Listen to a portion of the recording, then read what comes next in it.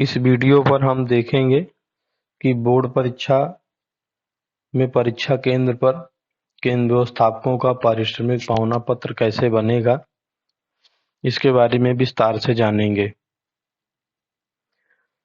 यह केंद्र व्यवस्थापकों का पावना पत्र है और इस पर हमको देखना है कि कहाँ कहाँ पर कौन कौन सी चीजें भरना है। इसके पहले हमें केंद्र व्यवस्थापकों या जो भी परीक्षा केंद्र पर शिक्षक या कर्मचारी लगते हैं उनका पारिश्रमिक क्या है, उसके पहले एक वीडियो बना हुआ है, उसको देख ले। उसी दर के हिसाब से पावना पत्र पर दरें भरी जाएंगी।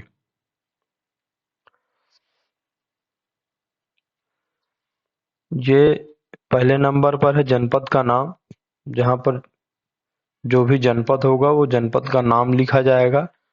कोषागार का नाम, जो जनपद में कोषागार होगा वो कोषागार का नाम यहाँ पर रखना है।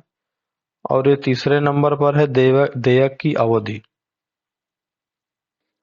देयक की अवधि में यह भरा जाएगा कि परीक्षा कब से कब प्रारंभ हुई है, यानी प्रारंभ होने की और समाप्त होने की तिथि अंकित की जाएगी।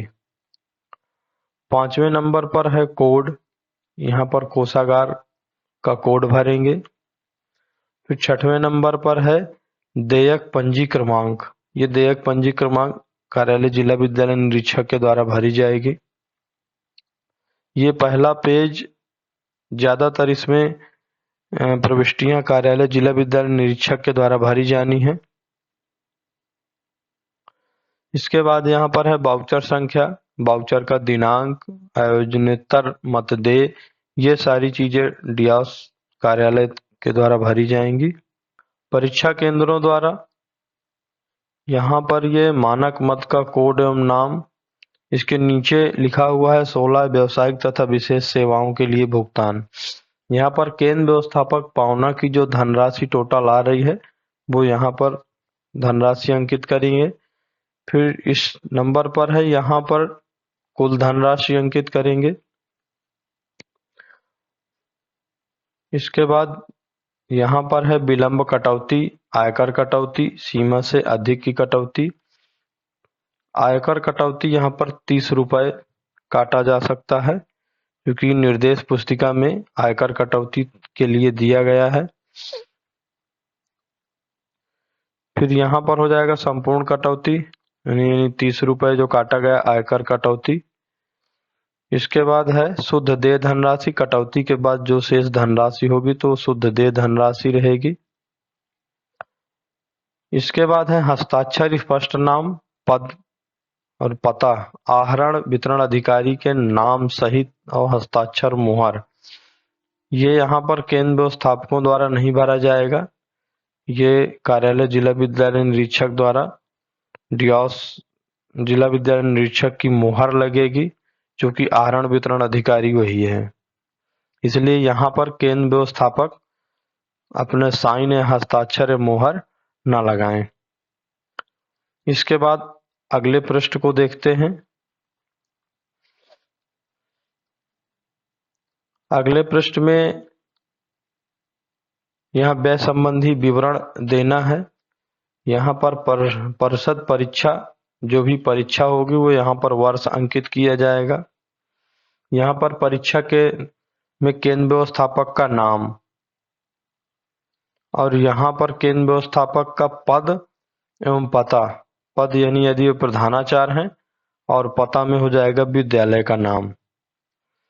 इसके बाद इसमें दिया है कि केंद्र पर केंद्र व्यवस्थापक के रुपए कार्य करने का पारिश्रमिक।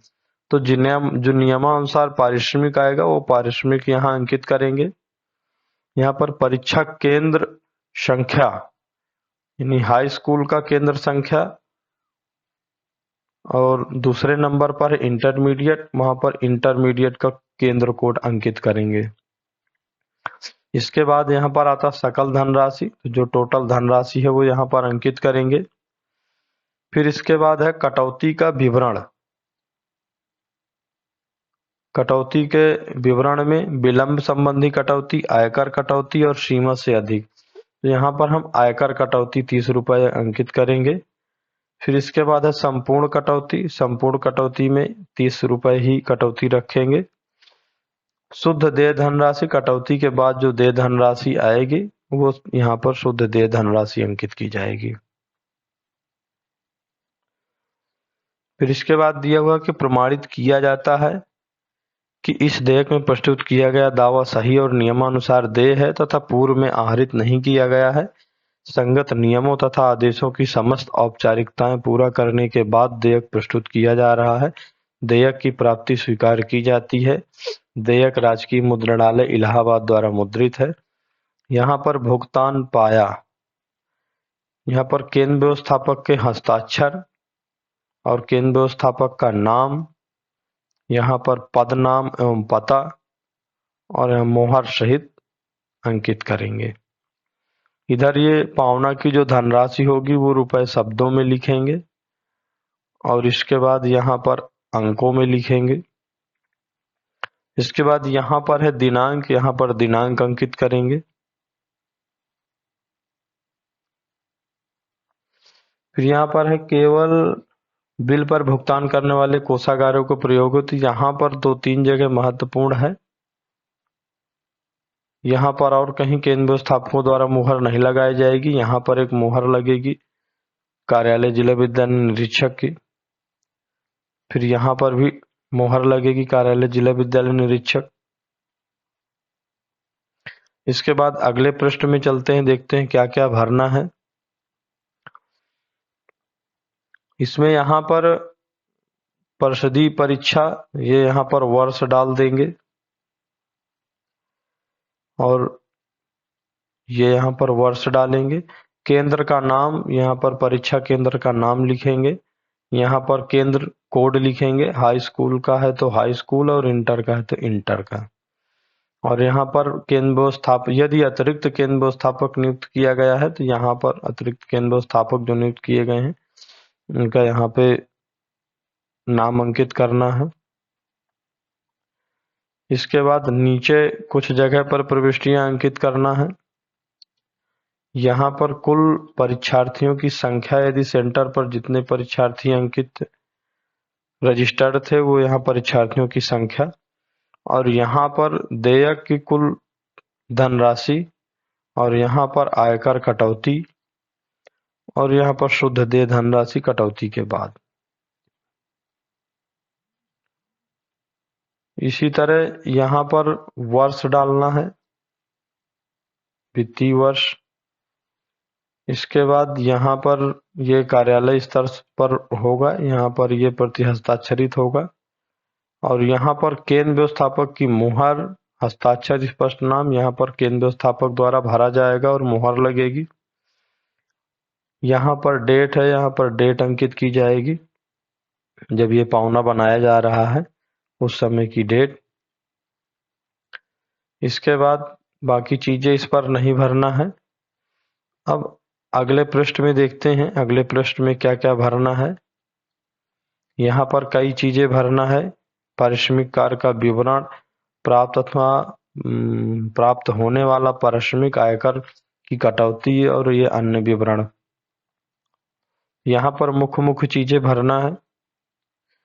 यहाँ पर परीक्षा केंद्र के केंद्र व्यवस्थापक का जो पारिश्रमिक है वो क्या है, कितना देय है, और ये यहाँ पर कितनी कटौती हो रही है, और यहाँ पर केंद्र संख्या, हाई स्कूल और इंटर, यानी हाई स्कूल है तो हाई स्कूल का, इंटर है तो इंटर, दोनों का केंद्र संख्या अंकित करेंगे। इसके बाद नीचे यहाँ पर केंद्र व्यवस्थापक के हस्ताक्षर। अगर यदि वीडियो अच्छा लगा हो तो वीडियो को लाइक एवं सब्सक्राइब अवश्य करें।